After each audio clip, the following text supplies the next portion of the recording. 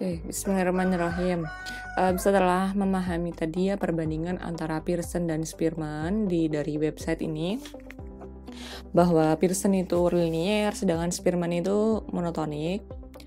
Nah, ada juga penjelasan lain bahwa Pearson ini merupakan uji parametrik, sedangkan Spearman termasuk ke dalam uji non-parametrik.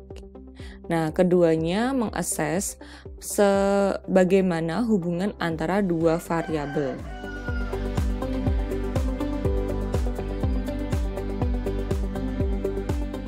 Ini ada penjelasan lebih lanjut tentang hubungan linier, non-linier, dan hubungan monotonik. Nah, ini saya skip. Lalu masuk ke koefisien korelasi Pearson. Nah, ini sudah saya bahas sebelumnya ya, bahwa tentang nilainya antara negatif 1 sampai dengan 1. Kalau nilai 0, kesimpulannya adalah tidak ada keterkaitan linier antara dua variabel. Bisa berarti korelasi Pearsonnya ini 0 koefisiennya. Tetapi ada keterkaitan yang tidak linier, yang itu tidak bisa ditangkap melalui nilai koefisien Pearson gitu.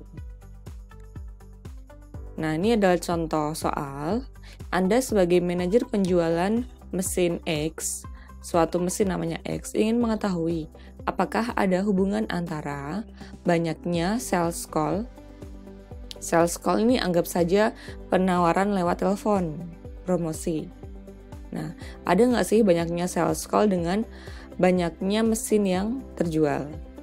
Nah, berikut ini ada sampel 10 sales di berbagai wilayah dengan banyaknya data dari setiap sales ini. Sales A ini 20 kali melakukan sales call dan berhasil menjual mesin sebanyak 30. Oh, mesin X ini tadi adalah mesin fotokopi, number of copiers ya, mesin fotokopi misalnya. Kemudian, nah, semua data ini kita ambil dari 10 sales dari 10 wilayah. Nah, pengen diketahui bagaimana sih keterkaitan antara banyaknya sales call dengan banyaknya mesin fotokopi yang terjual. Nah, data ini, kedua variabel ini, banyaknya sales call dan banyaknya mesin terjual ini merupakan data yang numerik. Jadi kita bisa pakai korelasi Pearson. Oke, ini adalah rumus menghitung koefisien korelasi Pearson. Simbolnya adalah R kecil, R sama dengan N merupakan banyaknya observasi, lalu ini adalah jumlah dari X dikalikan Y dikurangi jumlah X dikalikan jumlah Y. Nah, ini dikalikan dulu, baru ini dikurangi yang di sebelah sini. Kemudian di bawahnya dibagi dengan akar N dari jumlah X dikuadratkan dikurangi jumlah X dikuadratkan. Perbedaannya ya, kalau yang di sini ini setiap X dikuadratkan dahulu kemudian dijumlahkan. Sedangkan yang ini jumlah X sama dengan yang di atas ini cuma dikuadratkan gitu. Nah, kemudian dikalikan dengan sama seperti di sisi yang di sebelah kiri, cuma ini diganti Y-nya. Nah, untuk menghitung ini sepertinya, wah apaan sih ini ribet banget. Sebenarnya nggak ribet. Kalau kita bisa simpelkan dalam satu tabel, maka kita butuh informasi X dikalikan Y, lalu X kuadrat, dan Y kuadrat. Nah, maka muncul tabel sebagai berikut. Kita butuh X kuadrat, Y kuadrat, dan X dikalikan Y. Kita ada berapa observasi? Ada 10 observasi. Dari 1 sampai dengan 10, kemudian X kuadrat. Tinggal kolom yang X ini dikuadratkan. 20 kuadrat hasilnya 400. 40 kuadrat adalah 1600. Kemudian 20 kuadrat 400. Dan seterusnya. Ini 900, 10 kuadrat, 100, 100, 400, dan seterusnya. Lalu Y kuadrat, kita lihat yang kolom yang Y. 30 kuadrat adalah 900, 60 kuadrat 3600. lalu 40 dikuadratkan 1600. Kemudian kolom X kalikan Y. X kalikan Y berarti yang ini ya, kolom X dikalikan kolom Y. 20 kali 30 600, lalu 40 kali 60 2400, 20 kali 40 800, dan seterusnya. Nanti ini di baris terakhir ini kita jumlahkan, jumlah X-nya sama dengan berapa, lalu jumlah Y sama dengan berapa, jumlah ini X kuadrat sama dengan berapa, jumlah dari Y kuadrat sama dengan berapa, ditotalkan di sini sama dengan totalnya. Kemudian jumlah XY sama dengan berapa. Nah, lalu tinggal dimasukkan ke dalam sini. N-nya, N berapa? N itu adalah 10. Kemudian dikali jumlah XY itu yang mana, yang ini. Terus dikurangi jumlah X yang mana, yang ini kan, jumlah X dikalikan jumlah Y. Udah dimasukin nanti ke sini.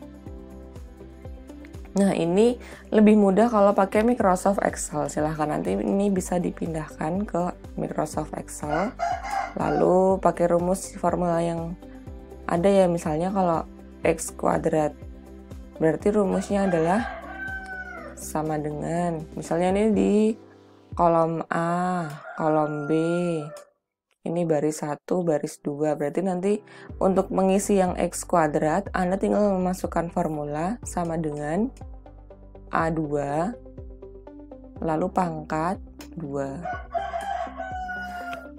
Pangkat itu yang di tombol angka 6, itu ada pangkat. Kemudian untuk yang kolom Y kuadrat nih berarti diisi dengan sama dengan Y itu ada di kolom B, berarti sama dengan kolom B baris kedua,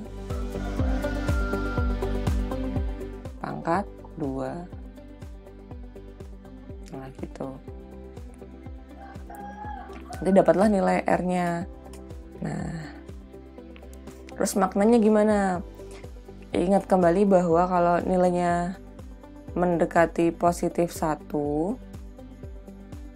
atau negatif 1, maka dia dikatakan korelasinya kuat. Kalau nilainya negatif 0,8 gimana? Sebagai ini aja ya, rule of thumb-nya. Misalnya nilai korelasinya itu lebih atau sama dengan 0,8, atau nilai korelasi kurang dari sama dengan negatif 0,8, maka ini dikatakan korelasinya kuat. Tuh. Kalau korelasinya mendekati nilai 0, misalnya nanti ketemu nilainya R sama dengan 0,006 atau R sama dengan negatif 0,006, maka dikatakan korelasinya mendekati 0, bisa dikatakan tidak ada korelasi.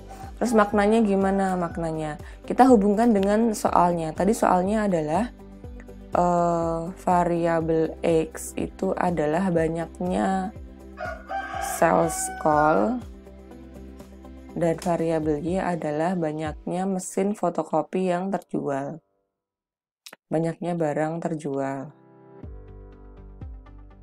Nah, kalau misal ketemu R sama dengan positif 0,8, maka keterkaitan linier. Kenapa linier? Karena kita pakai korelasi Pearson.